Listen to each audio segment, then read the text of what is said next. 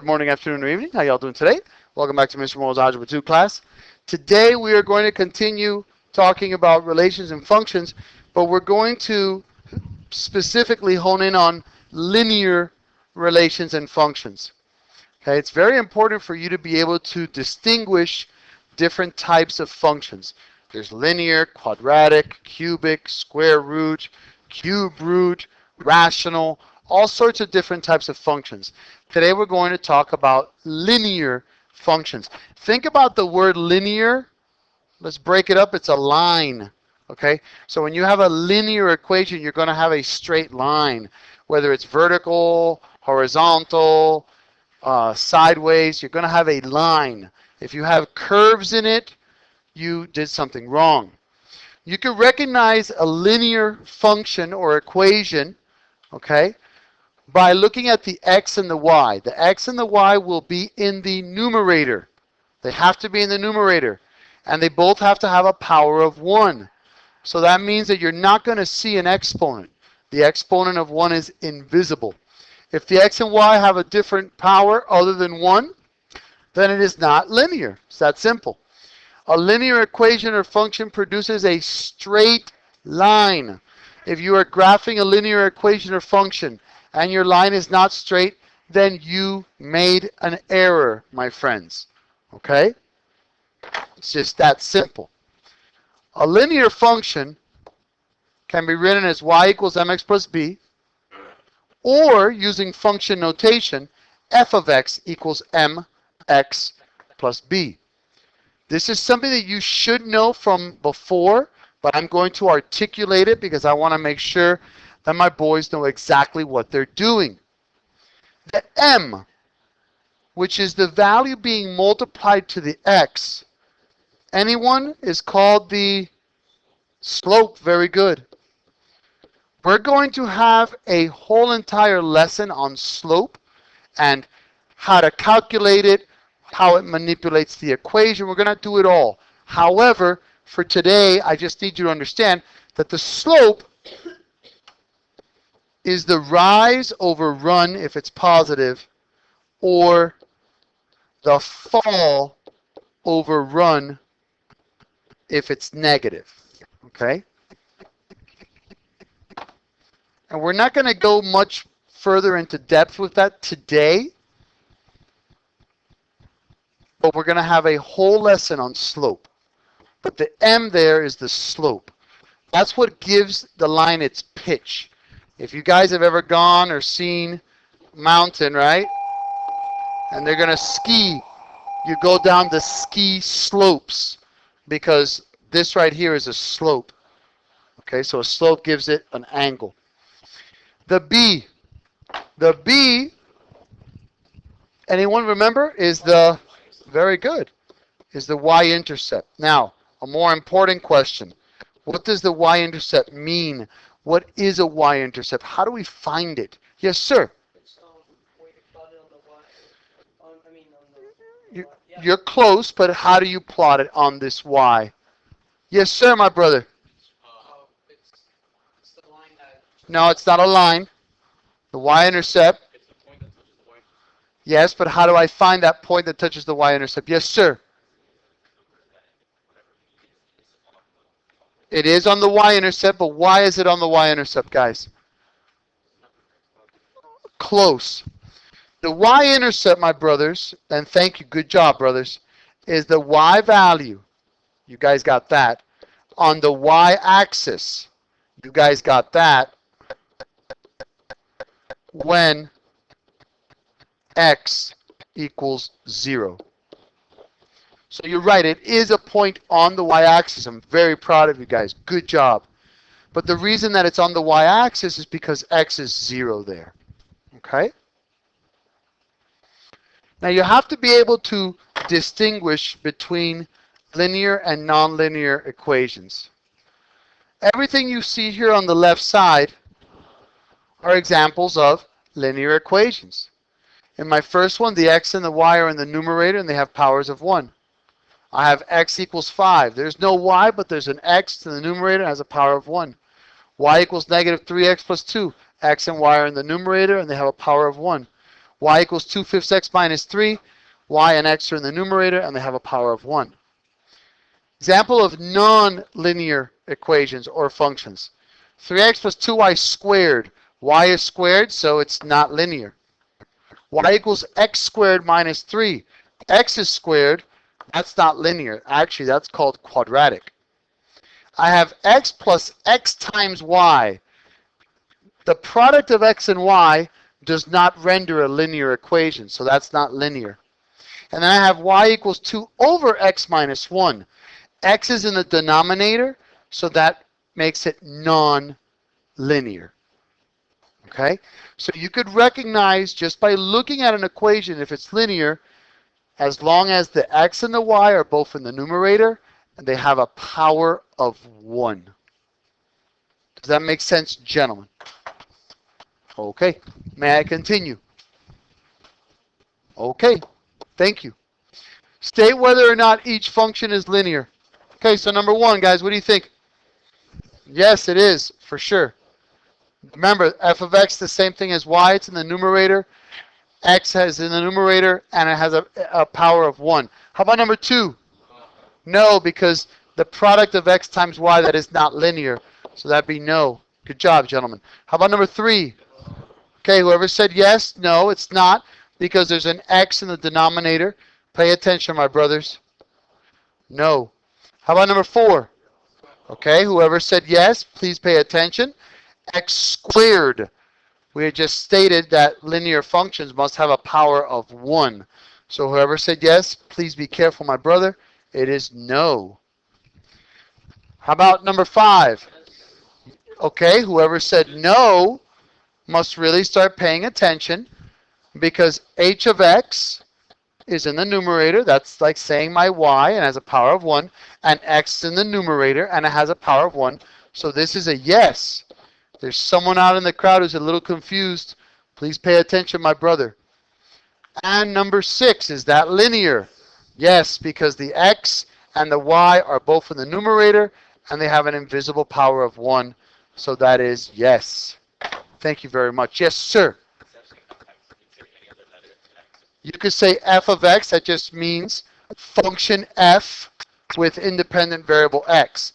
H of x just means function h with independent variable x. I could have q of w, function q with independent variable w.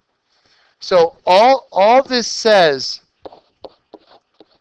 it's saying this is the name of the function and this is the independent variable of the function. Does that make sense, my man? Thank you so much for your honesty, sir. Okay, let's look at some real-world examples. The growth rate of a sample of St. Augustine grass is given by the function f of x equals 6.2x plus 3.5, where f of x is the total height. So remember, f of x is the total height.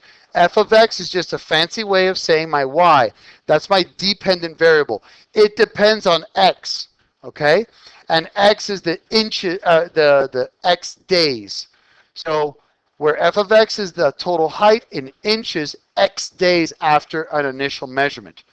So how would I figure this out? How tall is the sample after 4 days? Yes, sir. Very good. You're going to evaluate, my friend. This is function f, where x is the independent variable. The independent variable here is time, days. So I want to find f of 4. So I've got 6.2 times x, which is 4, plus 3.5. 4 times 6.2 is 24.8. And 24.8 plus 3.5 will give me 28.3 inches. You have to label units here, guys. In math, you have to label. Because if you don't label, I don't really know what you're answering. Are you saying it's 28.3 days? Are you saying it's 28.3 feet? Are you saying it's 28.3 cookies? I mean, I'm not trying to be sarcastic. I just don't know. You have to label your answers whenever there are units involved. Now, the term 3.5 in the function, so this 3.5, represents the height of the grass when it was initially measured. The sample is how many times as tall after the 4 days. So what would you do there? No, you would not multiply 4 times 3.5. That is wrong. Yes, sir. Okay, you wouldn't just subtract it, because I'll give you the difference. It's asking how many times as tall is it? Yes, sir. You would divide. Very good, my man. In the initial day, guys, how many days have passed in the initial day when you first plant it? In the initial day when you first plant it, how many days have passed? 0 days. Very good. So my initial height, which they explain here, guys, is 3.5. That's the y-intercept. When x is 0 here, okay, the height is 3.5. After 4 days, we just calculated the height, which was 28.3. If I want to find how many times greater or as tall is the plant after 4 days, well, it's 28.3 divided by 3.5. Okay? Does that make sense here, guys? So if they had said what is the difference of heights, then you would have subtracted. They said how many times as tall is the plant after 4 days? So you have to divide. And when you divide this, we're going to go ahead and round it. It comes out to 8.085. Let's go ahead and round it to 8.09 times as tall.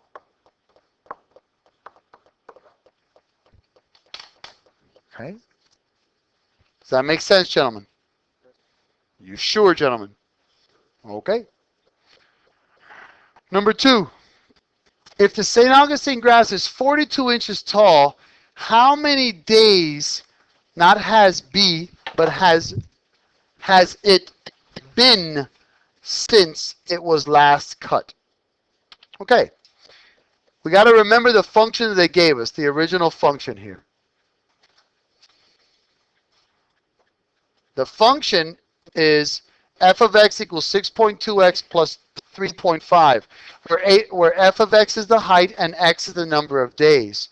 They're telling you that it's 42 inches right now. How many days have passed? Yes, sir, my brother. You have to solve for x. Very good. But what have we been given, my man? You've been given the height, which is the... Very good, my brother. 42 is the height. So the height is f of x. It's not the x, guys. It's the f of x. So 42 equals 6.2x plus 3.5. Now I subtract 3.5 to both sides. And that's going to give me 0.53. So that's going to give me 39, right? No, 38, because I got to borrow one from that too. So 38.5 equals 6.2x divided by 6.2. So when we divide this, x will equal 38.5 divided by 6.2, which gives you 6.21 days.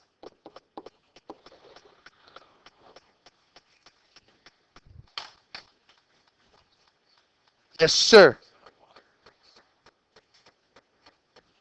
X, because we're looking for the days that have passed, and days are X. Thank you so much, sir. Yes, sir. I'll tell you if to round it. I'll say round to the nearest day, and then in that case it would be 6 days, but 6.21 days have passed. Yes, sir, my brother. I did plug in 42. Why would I plug in 42 for x when 42 is the height of the plant? and x represents the days.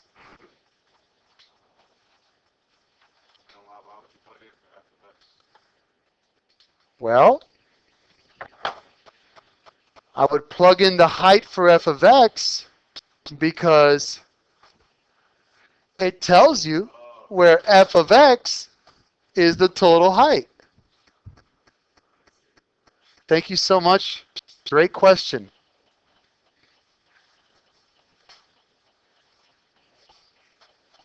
Okay, next.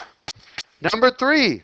Is it reasonable to think that this rate of growth can be maintained for periods of time?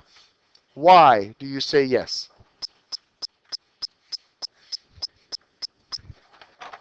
Explain. We must explain our answers, guys. Just saying yes or no, that's a 50-50. That's, that's just a toss of the coin. Why? Why do you think it would be reasonable to think that this rate of growth can be maintained for periods of time? I would say no because the plant becomes older and starts to decay. Well, eventually the plant will die, yes. But remember, it's not really a plant, it's grass. So grass usually just doesn't die off just because. Thank you. That is the reason. This is very reasonable rate of growth. Why? So it's yes. Because it is a function, guys. This doesn't change.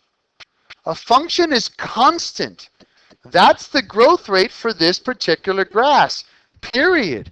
Now, we have a drought, there's no water, sure, it's going to die.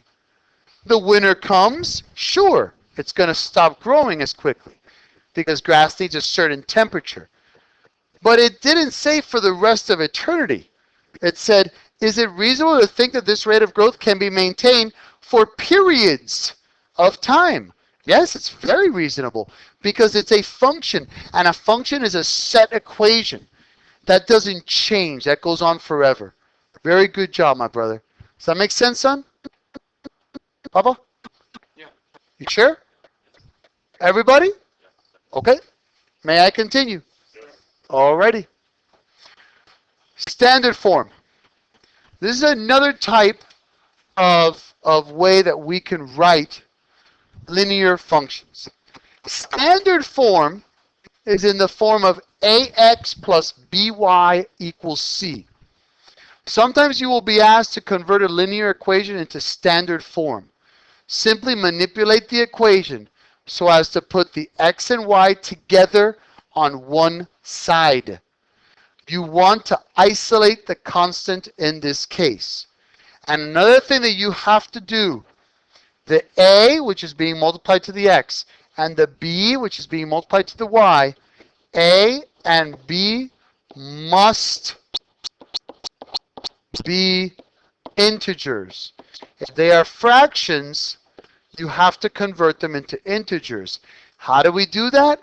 Remember, guys, that when we have an equation with fractions, if we want to get rid of the denominators, we multiply by the least common denominator and get rid of those denominators. The usefulness of the standard form is when you want to graph using the x and y intercepts. We briefly spoke about the y-intercept earlier today. Now I'm going to explain both of them. The x-intercept is an x, 0 value. It's the x value on the x-axis when y equals 0.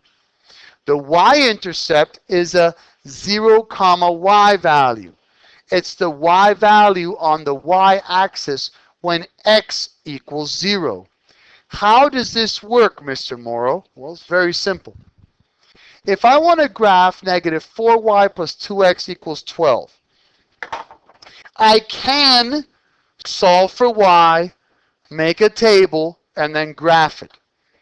I can also solve for y, use the slope-intercept method, which I will teach you. It's going to be a chapter 2 add-on for you guys. And you can graph it that way. Or, if you recognize that it's in standard form already, Okay? The x and the y are on one side already. You got to look at the a and the b. If the a and the b are factors of c, use the intercepts. So are negative 4 and 2 factors of 12? Yes. So how does this work? The x-intercept. The x-intercept is the x value when y is 0. So if I make y 0, guys, that's gone. What would x be? 6. Very good.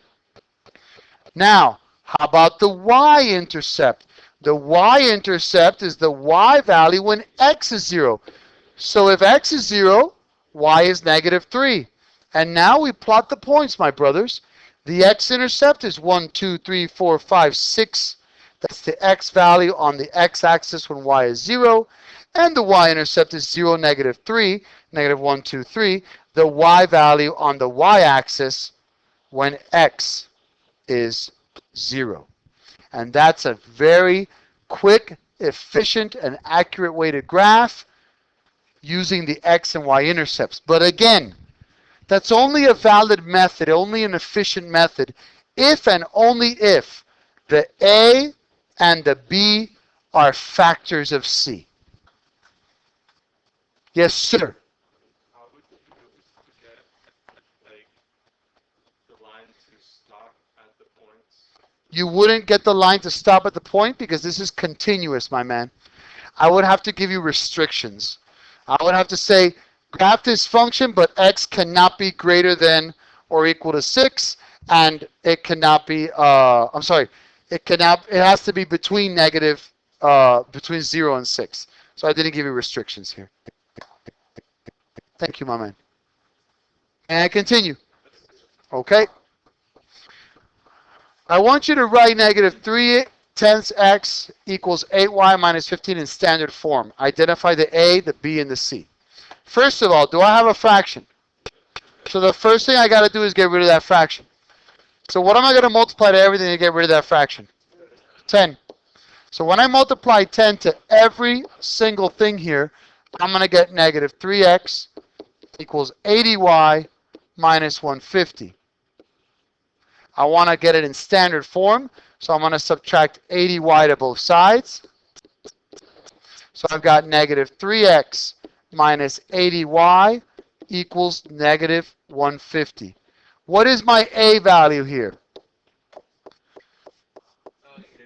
The negative 3, the value that is the coefficient of x, the value being multiplied to x. What is my b value here? Negative 80, that's the number being multiplied to the y. Good job. What's my c value here? Negative 150, that's the number by itself all alone. For number 3, write 2y equals 4x plus 5 in standard form. Identify the a, b, and c. So I'm going to subtract 4x to both sides, gentlemen, giving me negative 4x plus 2y equals 5. What's the a, gentlemen? Negative 4, the coefficient of x. What's the b, gentlemen? 2, the coefficient of y. What's the c, gentlemen? 5, the constant, the number all by itself. Very good. Write 3x minus 6y minus 9 equals 0 in standard form. What do you think I would do here? Very good, gentlemen. Very proud of you. Good job, guys. Good job. 3x minus 6y equals 9. Awesome. What's my a here, gentlemen? 3, the coefficient of x. Beautiful. What's my b here, gentlemen? Negative 6, the coefficient of b. Excellent, gentlemen. C, 9. Nice. Well done, gentlemen. Well done. And last but not least, I want you to graph these using intercepts. Okay. Whenever we look at an equation, a linear function that is in standard form, the x and the y are one side, and then you have the constant on the other side. You can only graph these using the x and y intercepts if and only if the a and the b are factors of c. Factors of c. So are 6 and negative 2 factors of 12? Okay, my brothers. What's the x-intercept? The x value when y is 0. So when y is 0, you just block out that y. X is 2. Very good. What's my y-intercept, the y value, when x is 0, gentlemen? -6. Very good, gentlemen. And now we plot the points, my brothers. 2, 0, 0, -6. And bada bing, bada boom, it's graphed. Number 2, what do you think I would have to do first here? Yes, sir, my brother. Add the 10. Very good, son. Very good. So I've got 5y minus 2x equals 10. What would my x-intercept be? It'd be -5. It's the x value when y is 0. So it's -5, comma 0. Very good. What's the y-intercept, my brothers? 2. It's the y value when x is 0. And now let's graph it. 0, 2 is the y-intercept. -1, 2, 3, 4, 5 is the x-intercept.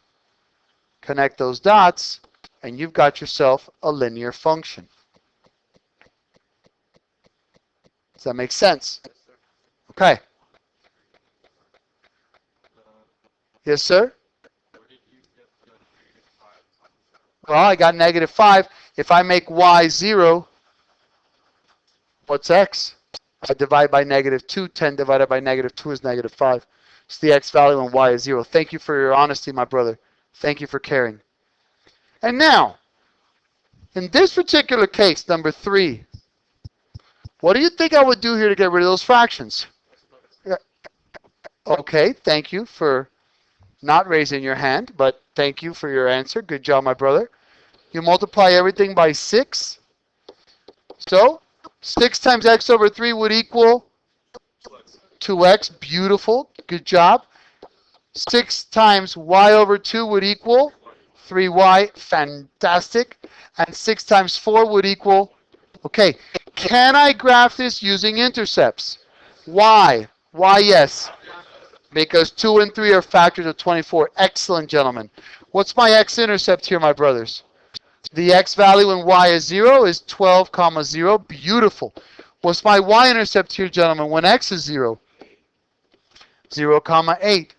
So let's go ahead and go by 2's. When you're graphing on graph paper, guys, please do not do this. That's the whole point of having graph paper. I'm going to go by 2's, though. So label it when you're going by anything other than 1's, please. That way the reader of your graph knows exactly what you're doing and they don't have to guess. Remember that math is an exact science. So 12, 0 is my x-intercept, the value of x when y is 0. And 0, 8 is my y-intercept, the y value when x is 0. You connect those dots and ding dong, the witch is gone. Thank you so very much. I hope you learned a lot. Have a wonderful day. Homework is valid. And I'll talk to you later, guys. Bye-bye.